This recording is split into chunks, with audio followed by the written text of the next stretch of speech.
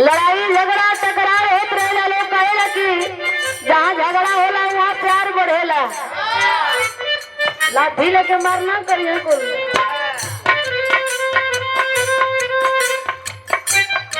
लड़का लड़की में बिछड़ा हो गई बा।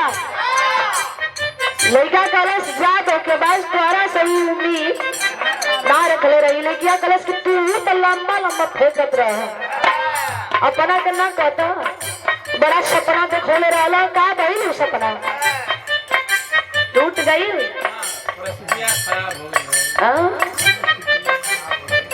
कैसे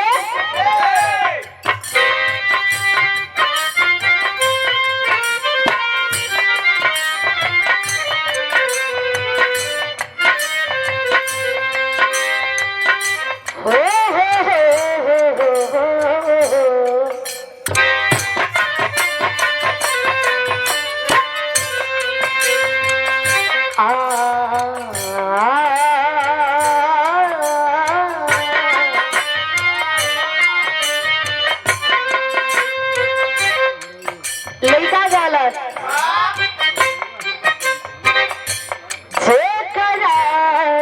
के जननी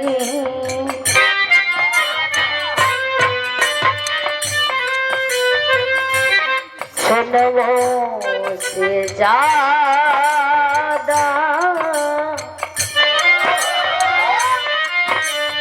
हिंदी फिल्म का ट्यून है।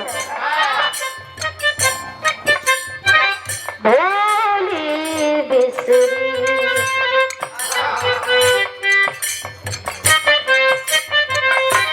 एक कहानी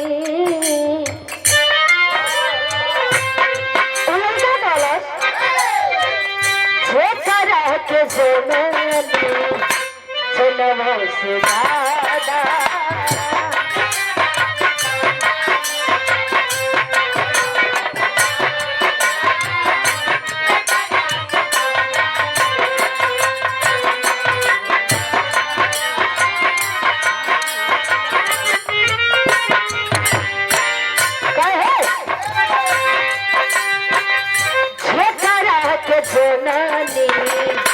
जन्मों से ज्यादा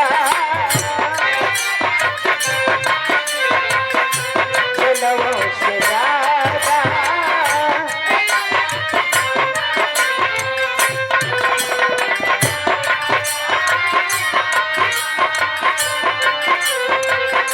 ये करा के जननी जन्मों से ज्यादा तुम्हें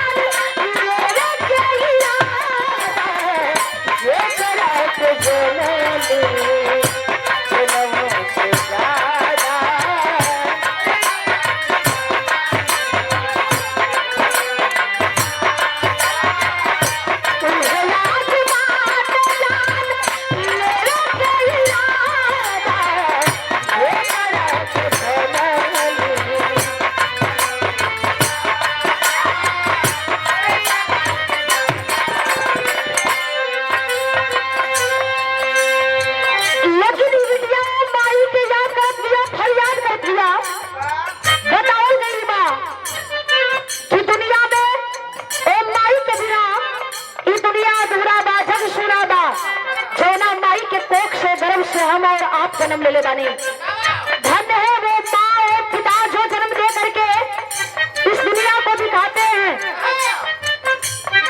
एक माँ चाहती तो गर्भ में ही मार देती, लेकिन एहसान है उनका जो उन्होंने ये दुनिया दिखाया।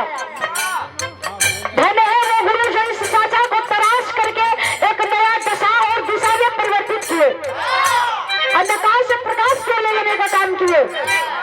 ये बताओ गई बात दुनिया में गुरु और माता पिता तीनों लोगों का दर्जा भगवान से भी ऊंचा दिया जाता है। ज्यादा कुछ ना कहो, एक लाइन का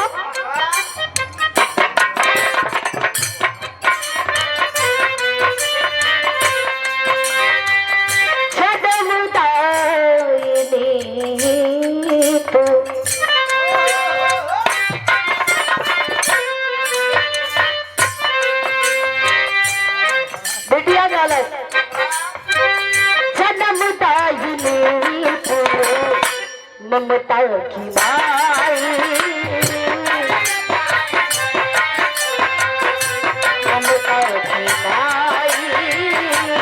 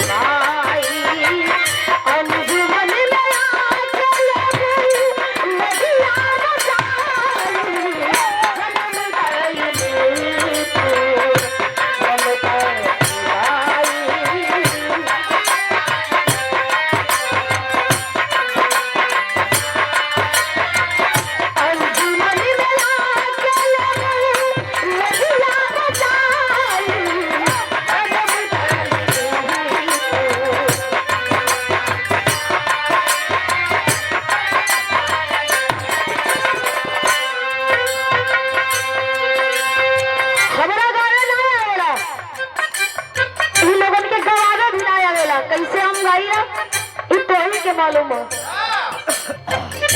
प्यार ऐसा न इस शरीर एक एक कतरा कतरा एक एक रोम रोम तुहार कर्जदार बजननी अगर इस शरीर के चमड़ी उतार के तोरे पाँव खातिर जूती बना दे इस शरीर के तोरे ऊपर नौछावर कर दे ना फिर भी कहूँगा है कि तुहार कर्जा कबो दुनिया में कोई चुका नहीं के बोले हम का चुका पाई नाम बा इविटिया पारस अरदास लगाओ थे का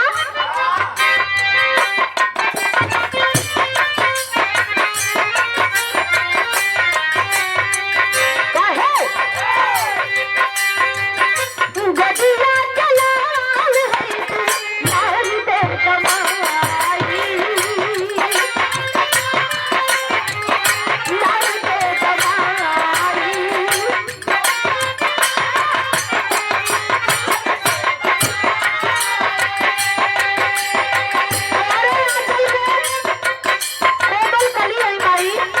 आशीर्वाद से हमेशा जरूरत था हर जगह हर घड़ी हर समय तो ही सारा बारो हमें कुछ होना चाहिए एक बड़ी आशीर्वाद दे दो कि तार बिटिया के साथ समाज और आवाज की हमेशा सही सलामत रहे तार बेटी गावत बजावत रहे हई भगवान लगन के दर्शन पावत रहे हम ओ भगवान के तना देख ले लेकिन हई भगवान के तोहरे दया से रोज देखेगा लोग कहेला कि जहाँ 5 लोग है ना वहाँ परमेश्वर का वास होला यहाँ 5 लोग से ज्यादा बड़े परमेश्वर का वास बा माई बापू साहब कहे कि अभी कई समाज में खत्म रखने बने रू देखी दे लिए आए हमारे गुरु जी इस मैथिली में स्वागत है अभिनंदन है जो भी गुस्ताखी रही है खातिर के हम क्षमा भी चाहो कैसे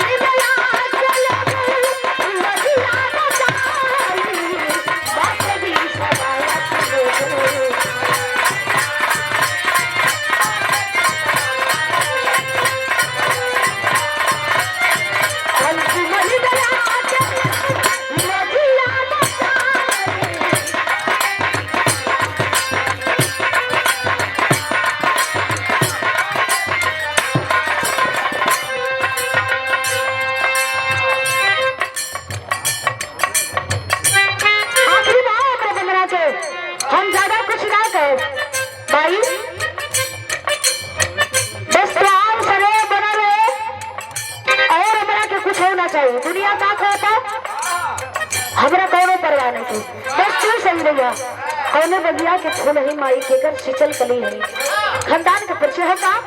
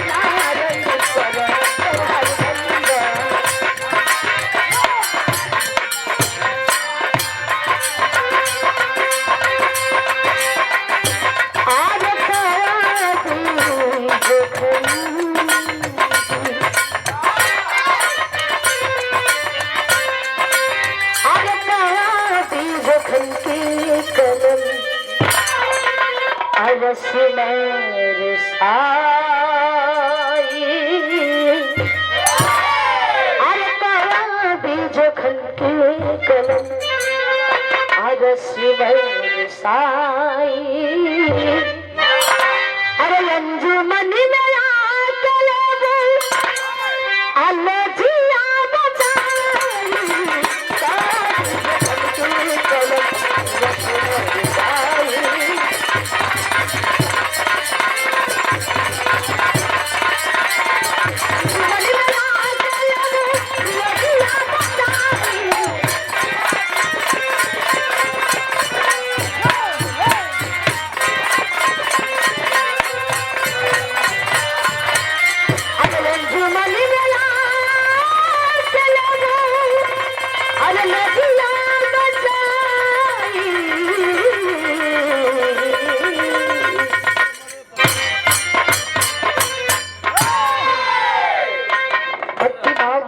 भैया